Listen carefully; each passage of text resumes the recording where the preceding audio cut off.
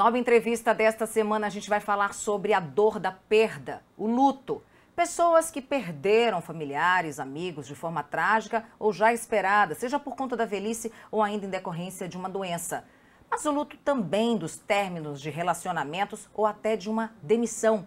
Para falar sobre o luto e as mais variadas formas de enfrentá-lo, eu converso agora com a psicóloga Ana Clara Bastos, que é especialista em perdas e lutos. Tudo bem, Ana? Tudo bem, Patrícia, e você? Tudo jóia. Deixa eu já te perguntar, né, Ana?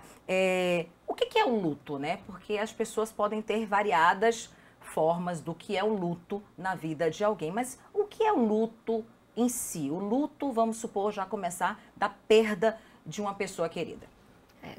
Normalmente a gente associa luto à morte, né? Quando a gente pensa, luto é porque alguém morreu. Mas por definição mesmo, técnica, luto é uma reação a uma perda significativa, né? Algo que a gente tem um vínculo, então seja uma pessoa, seja um animal, seja um emprego, seja um relacionamento. E quando a gente tem um fim de qualquer uma dessas coisas, né? Seja morte, seja relacionamento, a gente reage a essa perda. E esse é o processo do luto, né? Tudo que envolve essa reação. Então, a gente tem uma perda, nossa vida muda de alguma forma, né? As coisas mudam, não ficam do mesmo jeito. E a gente precisa encontrar recursos para se adaptar a essa nova realidade. Agora, existem maneiras do luto, né? Fases do luto ou não? O luto em si, ele é o mesmo para todo mundo?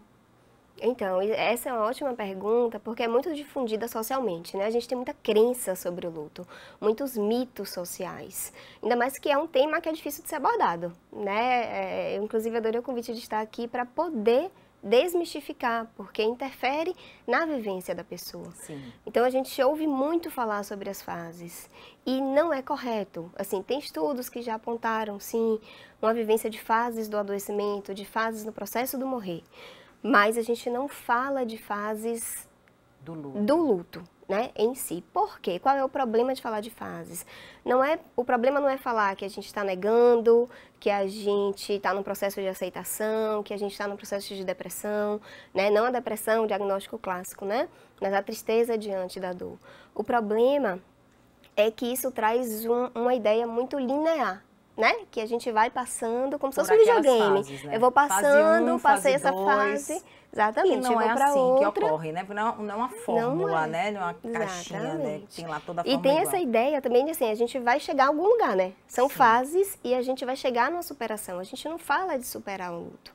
Por quê? Porque a perda é para sempre. Então, quando a gente vivencia uma perda, vamos falar de morte, né? A gente vivencia a perda de uma pessoa significativa. Essa perda fica para sempre.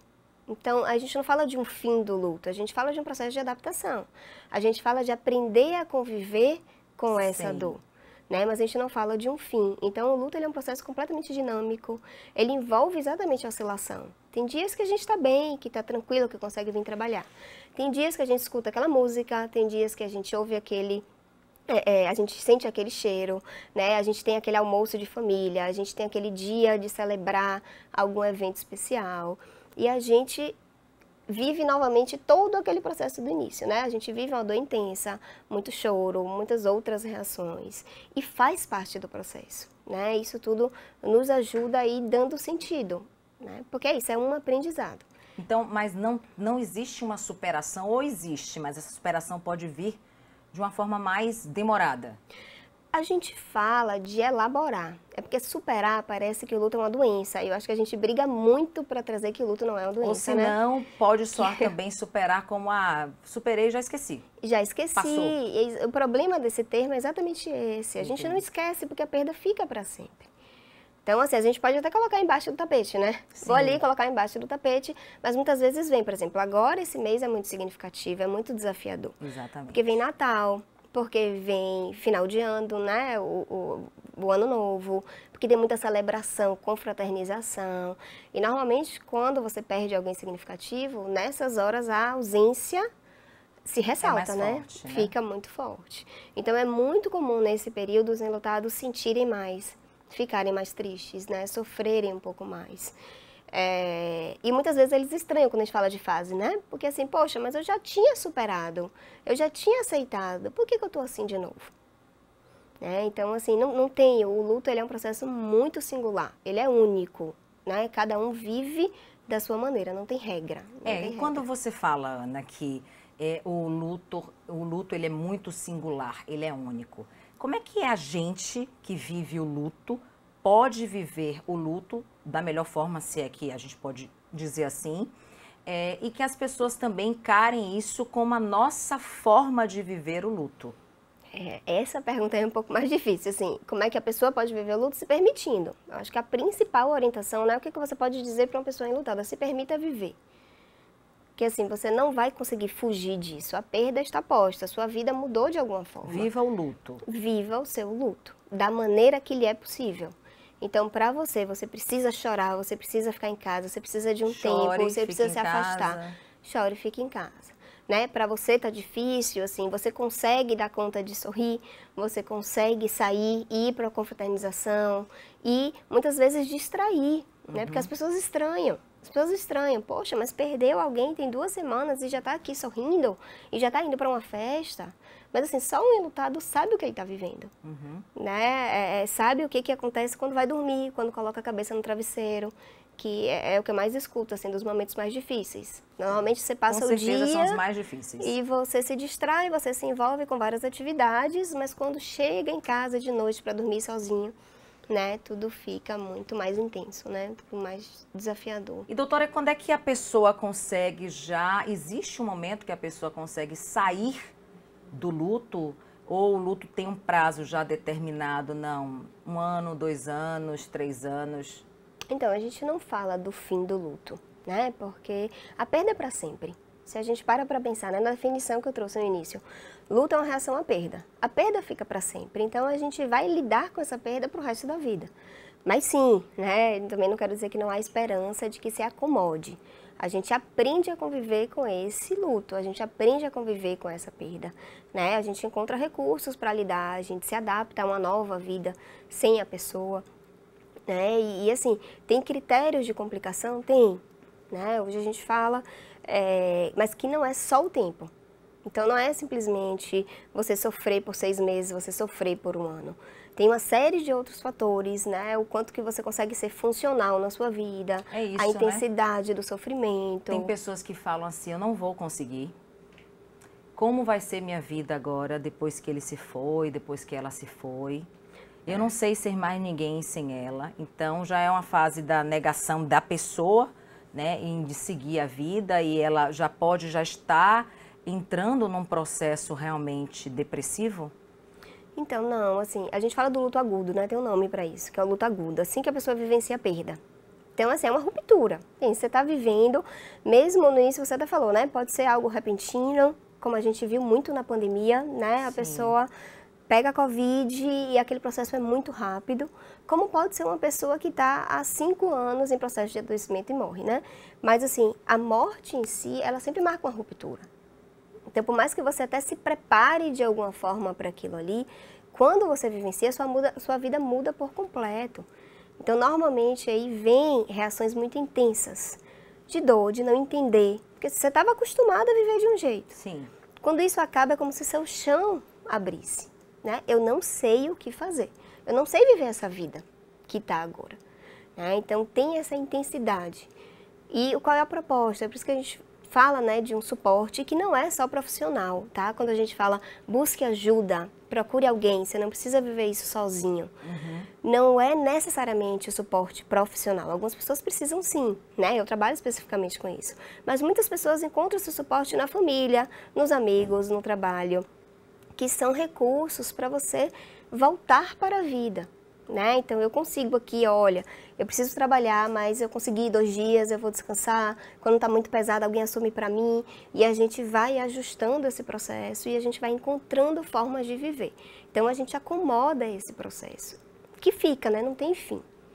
Mas muitas vezes a pessoa não consegue, né? Seja por não ter recursos, seja por ser uma perda muito traumática, aí a gente tem uma série de elementos para fazer essa análise, né? A história de vida da pessoa, a história da morte, né? O contexto da perda, porque muitas vezes é muito traumática, é muito trágica, e tudo isso interfere nesse curso. E quando a pessoa ela não consegue passar por essas fases, né, do luto, se o luto não tem fase, mas passar por esse momento. Pela vivência, viver, né? Viver a perda, lógico, a partir dali não vai ter mais aquela pessoa. E a pessoa não consegue realmente partir para né, seguir a vida. Como é que a gente consegue lidar assim com... Aí precisa de suporte profissional. Aí né? nesse caso entra... Precisa de uma avaliação adequada, muitas vezes de uma avaliação multiprofissional mesmo, da psicologia, da psiquiatria, porque assim, a gente... eu falo muito, o luto é um processo normal, ele precisa ser vivenciado, mas não quer dizer que não haja complicação. Tem casos de luto, sim, que podem estar associados a um adoecimento. Não necessariamente a depressão, né? A depressão é algo, tem sintomas mais difusos. Os sintomas do luto, eles são direcionados para a perda. Então, a gente consegue fazer essa diferença no diagnóstico. Mas a gente tem, eu acho que um fator social e cultural, né? A gente não dá conta do sofrimento. A gente vive na pós-modernidade aí, líquida, em que tudo é muito rápido, tudo é muito corrido. A gente tem que mostrar sempre felicidade, né, nas redes sociais. O sofrimento tem que estar embaixo do tapete, então a gente não abre espaço para essa dor.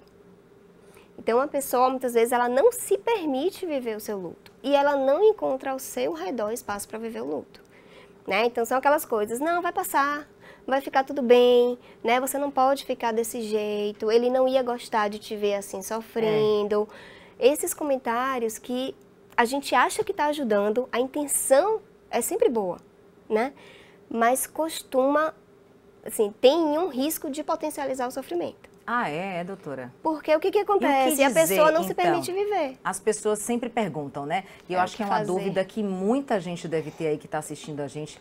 Tá, todo mundo já enfrentou, né? Ir num velório, num enterro, perder alguém ou ir acompanhar alguém que perdeu aquela pessoa. O que dizer, então, nesse momento? Ou não dizer? Então, silêncio, às vezes, é a melhor opção. Um abraço. Menos é mais. Um abraço. Estou aqui. Como eu posso te ajudar? Porque o luto, como ele é singular, cada um vai vivenciar de uma forma. Então, tem aquelas pessoas que choram muito e que vão chegar e vão chorar. Tem aquelas pessoas que não conseguem chorar e que demonstram muitas vezes na raiva, no isolamento. Eu não quero ver ninguém, eu não quero encontrar com ninguém. Tem gente que vai mergulhar no trabalho porque não quer pensar. Né? Então, cada um vai viver de uma forma, cada um vai ter uma rede de apoio. Então, quem perde alguém e que tem alguém que resolve as coisas da casa, que resolve as coisas burocráticas, né? Que vai, desde o início, resolver, por exemplo, as coisas do velório, né? Do sepultamento, enfim, do ritual de despedida. Tem outras pessoas que precisam mergulhar nisso desde o início. Então, assim, é sempre muito singular. A melhor coisa que a gente pode fazer é perguntar para ele mesmo, assim, como é que eu posso te ajudar?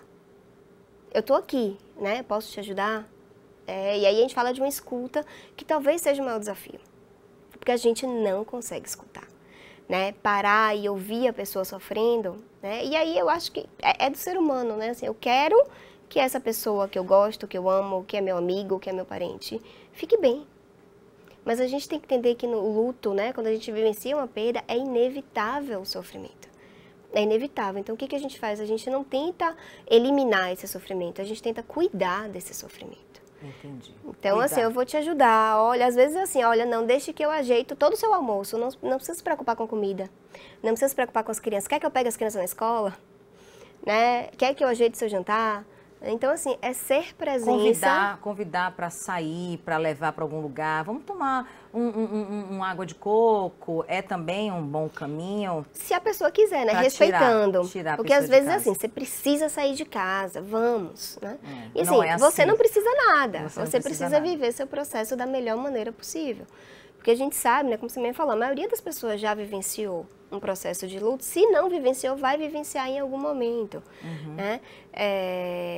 E a gente sabe que a gente precisa, neste momento, de conforto, de cuidado, né? De tranquilidade. Já é muito difícil viver uma perda. Que a gente possa viver da maneira mais tranquila possível. Né? Eu acho que a ideia é essa. E assim, o que a gente pode fazer para ajudar? O que a gente pode fazer para aliviar esse processo? Mas não para eliminar.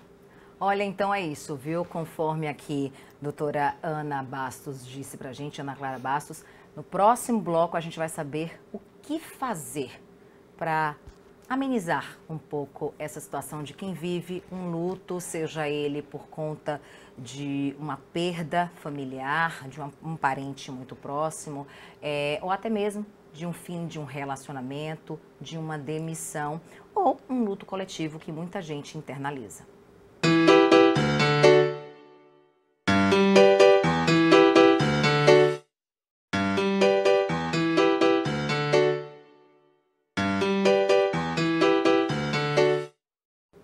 A gente volta a conversar com a doutora Ana Clara Bastos, ela que é psicóloga aqui, sobre perda, sobre luto, minha gente. Você que está vivendo um luto, seja ele por qual motivo for, é questão de parente, pai, mãe, irmão, filho, primo e até mesmo um amigo que você perdeu de uma forma repentina, de uma forma drástica ou já até esperada por conta de alguma doença. Existe isso também, doutora, do luto já esperado? Tem gente que já começa a viver o luto antes mesmo da perda daquela pessoa, justamente porque a pessoa já está doente, está adoecida, o médico já desenganou, ou o médico disse, ó, pode durar 1, 2, 3, 5 anos, mas, né?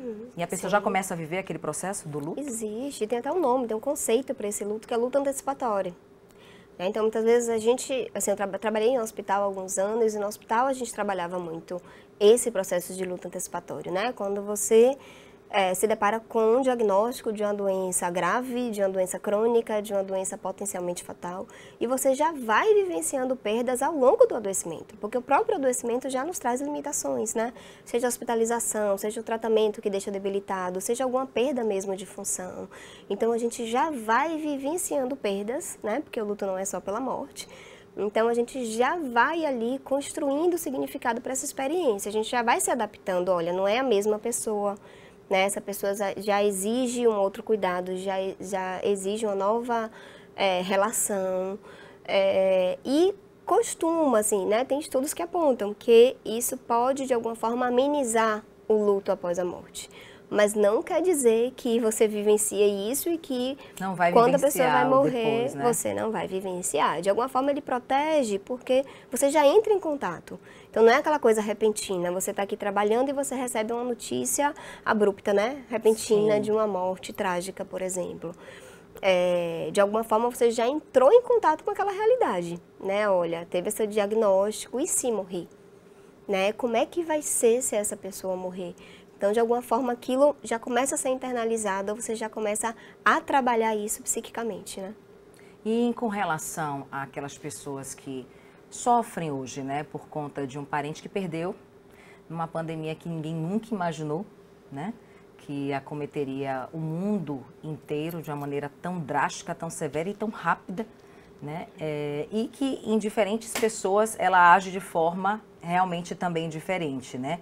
Tem pessoas que a gente tem casos aí de um senhor carioca que ficou mais de 150 dias internado na UTI e sobreviveu, né? Com 73 anos de vida, sobreviveu. Pessoas com 35, com 19, com 28, que passaram uma semana e não conseguiu sobreviver, né? Como é que a gente também pode lidar nesse sentido, até porque foi algo inusitado, né? A gente não tinha conhecimento de uma pandemia, pelo menos nos últimos 100 anos, né? Que acometesse tanta gente assim no mundo inteiro. E outra, de não poder velar o parente, porque você recebe um saco preto ali e não pode velar.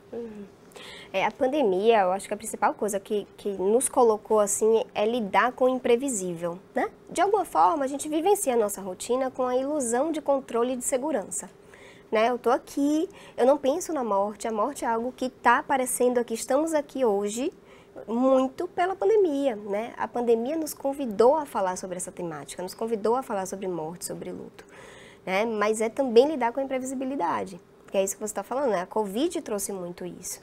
A gente, por mais que fale, tem os fatores de risco, mas a gente lida com pessoas que, né, não tem nenhuma comorbidade ali, pessoas com muitas comorbidades que superaram, pessoas sem nenhuma comorbidade que faleceram.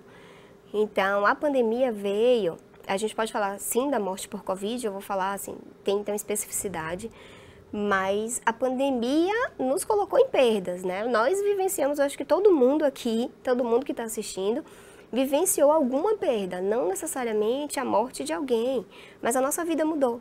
A gente precisou ficar com distanciamento social, a gente precisou encontrar novas formas de nos relacionar, a gente precisou lidar com trabalho remoto, né, sem encontrar família, sem poder ir para o hospital visitar. Então a gente vivenciou muitas perdas, a nível econômico também, a nível financeiro, né, o país mudou, enfim, tudo mudou. Então a gente já fala de uma população que já tem um risco aí de saúde mental. Tanto que assim, a gente fala muito do trabalho com luto, também de prevenção, né? Falar sobre o luto é prevenir complicação.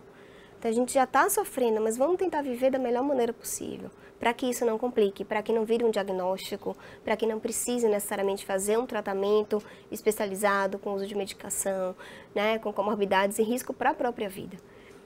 E a Covid, ela tem essa especificidade, assim, de uma morte repentina, imprevisível, e da dificuldade do cuidado, né? Você falou aí muito bem do ritual de despedida, mas eu até puxo um pouco antes para o cuidado, porque cuidar de alguém que a gente ama é muito significativo, e isso muitas vezes é um fator de proteção para a vivência do luto, né? Então eu cuidei, eu fiz tudo o que era possível, eu estava junto, né? E isso traz algum conforto. Sim. E a Covid, desde esse processo, já te impede. Eu não posso visitar, eu não posso estar ali, eu não posso fazer isso, eu não posso fazer aquilo. E eu tenho que viver isso sozinho em casa, esperando as notícias, esperando um diagnóstico, esperando uma resposta. E o ritual de despedida, ele tem um fator muito significativo para a vivência do luto, né? Ele tem uma série de aspectos, de razões, de motivos para acontecer. Ele promove um encontro social, então assim, essa coisa que eu estava falando, você não precisa viver sozinho. Então, no ritual de despedida, você consegue dividir com pessoas, seja num abraço, você consegue tirar um pouco do peso da sua dor. Sim. E dividir com outras pessoas. Você consegue fazer uma homenagem, então você consegue, olha, eu fiz tudo o que era possível, ele mereceu, foi lindo. Tem um aspecto religioso, né, de fazer ali uma celebração. Então, tem diversos aspectos no ritual de despedida que ajudam na vivência do luto. E a Covid não permitiu. Não permitiu. Né? Não permitiu fazer do jeito que queria e fazer do jeito que a nossa cultura diz que é. Né? Porque a gente está acostumado a fazer, a convidar as pessoas irem a receber um abraço, ou a fazer uma oração, a colocar as músicas, né? A ter aquele momento ali junto ao falecido. E a gente precisou se reinventar, né? A gente se reinventou, porque o ser humano ele tem essa capacidade, ainda bem, a gente tem essa capacidade de criar, de construir. Porque eu inclusive, acompanhei, né, rituais online. Então, fazer um encontro por uma plataforma em que cada um fale sobre aquela pessoa, inclusive, que preste uma homenagem, né? Essa coisa virtual que você falou é uma das coisas do lado bom, porque nem tudo é tão ruim e nem tudo é tão bom em nada nas nossas vidas, né? Tudo tem um lado bom e tudo tem um lado ruim. Eu aprendi isso de um amigo meu, que ele nunca esqueci que ele falou isso. Tudo tem um lado bom das coisas. Exatamente. Fez com que muita gente pudesse estar presente em velórios onde nem se imaginaria estar presente, porque pessoas que moram em outros países, e aí que perderam o tio, o primo, o irmão, o amigo, e que não podia estar presente em tempo hábil, e que pôde participar de uma cerimônia dessa, né? A pandemia promoveu isso, a Covid promoveu esse lado também, que a gente nem sabia que era possível até então. Era possível, exatamente. Aí no início eu acho que teve muito choque, muito sofrimento, e depois a gente foi encontrando maneiras. É o ideal, né? Talvez não, mas assim, é um processo de mudança, né? É um processo de mudança. E hoje já é possível, né? Muitas pessoas já se adaptaram a essa vivência. Né? Mas assim, por exemplo, eu acho que aqui na nossa cultura a gente tem muito do toque, né? A gente tem muito do estar junto, a gente tem muito do abraço, acho que tem muito assim, vou falar aqui da Bahia, né? Mas faz falta, né? Faz falta um abraço. Eu escuto muito isso, faz muita falta. Né? Você ter ali, só poder ter 6 pessoas, né? Eu queria estar junto, mas não posso, porque assim, além de tudo, além das regras ali do espaço, né, do cemitério, tem a própria assim, olha, eu tive contato com o Covid, eu preciso ficar isolado. Então, assim, poxa, eu tô vivendo aqui sozinho esse processo, mas ninguém pode chegar até mim, porque eu ofereço risco, né? Agora você vê, doutora, tabu, né, em falar, né? Você é especialista, você é uma psicóloga especializada em lutos e perdas. Você vê hoje muita dificuldade em conseguir falar desse assunto? Eu digo isso porque Apesar de tudo, a gente está falando aqui, eu perdi minha mãe já tem uma semana e eu tô aqui apresentando esse programa, sentindo a dor. E eu acho bacana, as pessoas falaram, como todos os meus colegas aqui do trabalho falaram, você vai conseguir apresentar esse programa? Vou, já estava programado, vamos conseguir. Dói aquela dor, né, que a gente tem que viver mesmo. Mas tem sempre uma saída, né, doutora? Tem sempre uma saída. Então, mas a gente não fala sobre a morte. A gente vive numa cultura, num país que a gente não fala, não fale disso não. Deus que me livre, menina, vira essa boca para lá. Então a gente sempre está desviando de falar da morte, né? Por que isso? Porque dói tanto falar da morte, que é inevitável. E traz um desafio muito grande para a pessoa que vivenciou o luto, porque ela precisa dar conta de tudo sozinha. Porque assim, eu não posso falar, eu não tenho espaço para falar, eu tenho que ser forte. Né? A gente escuta muito isso quando a gente vivencia a perda. Você precisa ser forte, você precisa enfrentar, você precisa lidar com isso. E aí é a ideia que a gente tem de força. Porque, por exemplo, eu entendo que ser forte é você enfrentar isso. É você enfrentar, muitas vezes, a maior crise da sua vida.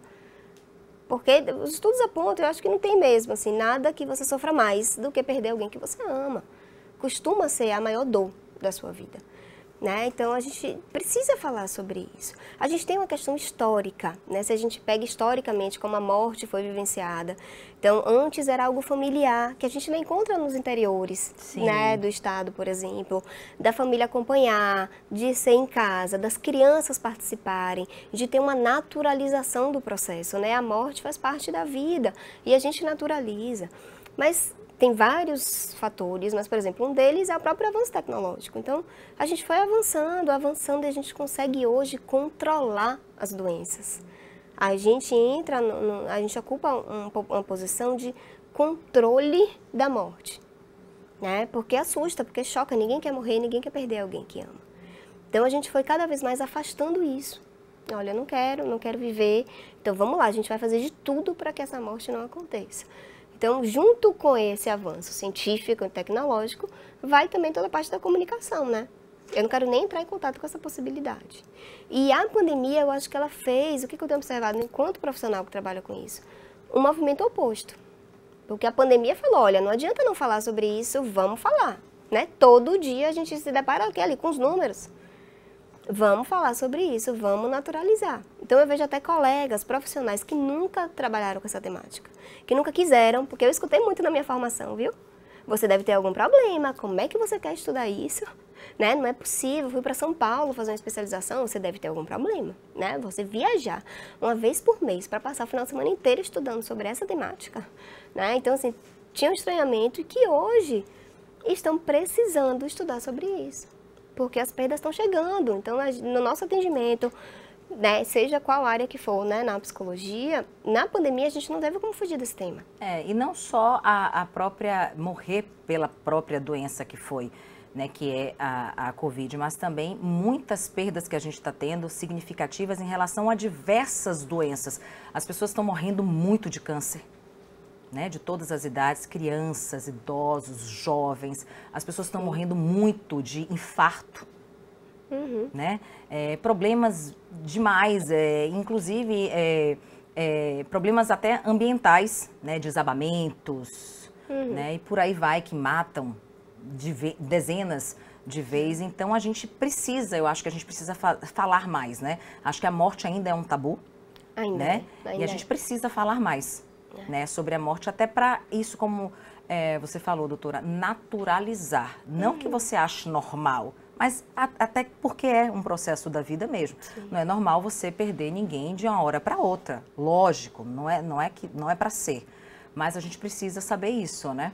E você acredita, ou qual é o seu ponto de vista em relação às religiões? Elas ajudam nesse momento a enfrentar melhor a dor da perda, seja de uma pessoa, de um ente querido, de uma morte, ou seja, de um fim de um relacionamento? Olha, elas podem ajudar, não significa que elas ajudem, né? A gente observa, inclusive, muitas vezes, esse processo de uma briga com as crenças, né? Mas não era para ser assim. Eu trabalhei, meu doutorado, mestrado e doutorado foi com crianças com câncer, né, em fase terminal. Vixe, então, era uma coisa que vinha muito essa crença, não era para ser assim, né? A criança é tão pura.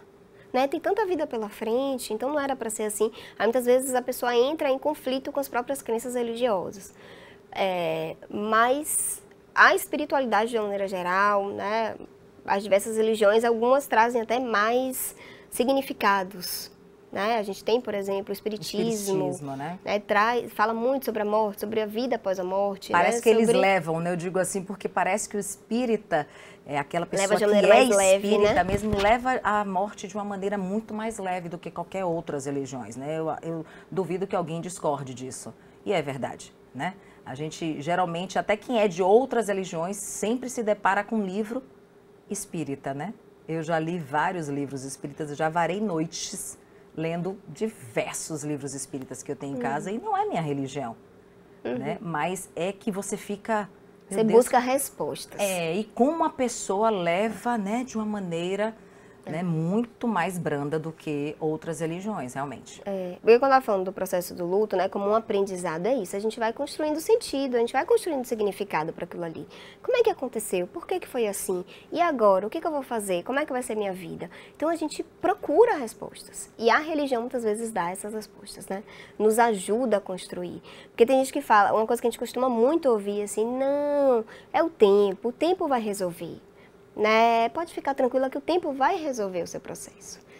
E, por exemplo, eu particularmente não gosto dessa ideia, porque não é o tempo que resolve, é o que você faz com esse tempo. É o que você constrói ali com esse tempo, buscando respostas, buscando se adaptar, encontrando outros recursos, se envolvendo em outras atividades, se permitindo chorar. Né? Então, é o que você constrói, não é simplesmente eu vou sentar aqui e vou esperar porque o tempo vai resolver os meus problemas. Isso traz uma ideia de passividade, né? E não, pelo contrário, eu trabalho muito com isso, assim. O processo de luta é um processo ativo. O enlutado é ativo, ele constrói essa vivência. E aí eu acho que é essa chave que muitas vezes a gente precisa mudar ainda, né, na nossa concepção enquanto cultura, enquanto sociedade. E encarar, só para finalizar aqui esse bate-papo gostoso, né, minha gente? Porque apesar da gente estar falando de luto, de morte, a gente precisa naturalizar mesmo, como a doutora Ana Clara falou aqui. E essas perdas coletivas, né? A gente fala perdas coletivas porque não só em relação aos mais de 615 mil mortos aqui no país pela Covid, então são mais de 615 mil famílias, né, enlutadas, mas de grandes celebridades, artistas, personalidades, no caso, como Marília Mendonça, que aí gerou um luto coletivo, todo mundo postando as músicas dela, todo mundo sentindo, né, realmente o que ela queria passar, né, a mulher que viveu realmente trouxe para o nosso conhecimento, o nosso entendimento, o que é o sofrer mesmo, né? Dessa maneira, essa mãe, né, esse filho, esse irmão que ficaram por aqui, eles conseguem fazer com que a obra dela, né, que já está sendo levada adiante, seja uma dor menor? Você acredita que a dor que eles passam hoje, apesar de uma perda trágica, tão jovem, é amenizada justamente por conta de que todo mundo está sofrendo junto com eles, os amigos estão fazendo a história dela continuar? Olha, é muito difícil dizer que a dor deles esteja menor, assim. Como eu não conheço, acho muito difícil dizer, é o que eu estava falando, né? É muito singular. Não sei como é que está na cabecinha dessa criança, não sei como é que está para a mãe dela, né? Não sei como é que está para essa família. Eu acredito que a dor, né, de um país comovido traga algum conforto, né? Assim, do quanto que a minha filha era amada, do quanto que a minha filha... do quanto que a minha filha é amada, do quanto que a minha filha é admirada. Então, com certeza, isso conforta o coração de uma mãe. Isso mesmo, conforto. Né? Orgulho da minha filha. Não necessariamente isso vai reduzir a dor, né? Eu não sei exatamente como é... Nunca mais vi nenhuma notícia, assim, não sei como é que eles estão vivenciando isso. Mas é algum suporte social, né? É sentir o amor. É sentir, olha, eu não estou sozinha vivenciando isso. Mas, sem dúvida alguma, o luto dela é único e ninguém está vivendo igual a ela, né? A dor de perder uma filha dessa maneira. Então, só ela mesmo, quem sabe. Mas eu acredito que todas as manifestações, a mobilização, porque não é só, né, a morte, todo aquele movimento nas redes sociais, mas os depois, né? O show que alguém vai e homenageia, né? Os colegas, os cantores. Então, isso tudo deve trazer algum conforto para o coração dessa mãe, com certeza. E nesse momento, doutora, de muita reflexão, né? Um mês, como você bem disse, que traz muito, né, a presença de quem a gente perdeu, né? Pai, mãe, filho, enfim. Qual o recado que você deixa para essa pessoa que está vivendo hoje um luto, né? Seja por qual motivo está vivendo um luto, porque perdeu um filho, um amigo, um parente, o pai, a mãe, ou até mesmo um grande amor. Qual a mensagem que você deixa nesse fim de ano aqui na TV Alba, nesse Alba Entrevista aqui, muito especial? Se permita viver essa dor. Esse mês especificamente, né, essa dor, a gente costuma falar que o luto é como se fosse uma ferida, né? Então a gente vivencia aquela perda ali, a gente tem uma ferida e que dói, que machuca, que sangra, que a gente precisa cuidar, né? A gente coloca ali o que? Um antisséptico, a gente coloca um curativo, a gente vai cuidando para ela cicatrizar. Mas tem momentos em que aquele cascão vai sair, né, que vai arranhar de novo e que costumam ser essas datas comemorativas, né? Então vai vir Natal, vai vir Réveillon. E essa dor pode vir a pulsar de novo, sabe? A ferida pode voltar a sangrar. O que a gente precisa fazer? Cuidar de novo, né? Então, assim, é identificar o que é o antisséptico, o que é o curativo, o que pode te ajudar a cuidar dessa dor para que seja mais suave, né? E se tiver muito difícil, busca ajuda. Eu acho que é muito assim, se permita viver o processo da maneira que lhe é possível, no seu tempo, da sua forma. Por mais que as pessoas digam outras coisas, né, que queiram te empurrar, você precisa superar, você precisa fazer isso, você precisa fazer isso, né, o que você precisa fazer é viver o seu processo, né, e busque sempre ajuda, porque a gente não precisa viver isso sozinho. Ajuda profissional, sim, quando necessário, né, quando a gente fala da terapia focada nos processos de perda, a gente fala de um espaço que a gente vai ajudar a construir significado, né? A entender o que essa perda significa, a entender o que eu estou sentindo. Porque muitas vezes é confuso, né? A gente vem para aquele turbilhão de emoções e que a gente não consegue nem dizer como é que a gente está. Como é que você está? Às vezes a pessoa nem sei dizer. Às vezes você está anestesiado, às vezes você está inundado de emoções, né? Mas assim, buscar ajuda profissional se necessário, mas buscar ajuda com um amigo, com um familiar, com um seriado, né? Mas não precisa vivenciar essa intensidade toda sozinho. Né? Eu acho que o recado seria esse. Que lindo! Vou seguir essas dicas, viu? Assim como eu estou cuidando da minha dor, cuide da sua também, viu, minha gente? Obrigada, viu, doutora? Obrigada a vocês, foi um prazer. Eu acho que a gente sempre precisa ampliar, né, para naturalizar essa conversa, porque eu tenho certeza que pode multiplicar, né? As pessoas podem se sentir acolhidas. E a gente precisa disso, de acolhimento, né, nesse momento. Obrigada pelas suas palavras, viu? A gente vai ficando por aqui, minha gente. Até a próxima semana, se Deus quiser. E você continua aqui acompanhando toda a programação da TV Alba.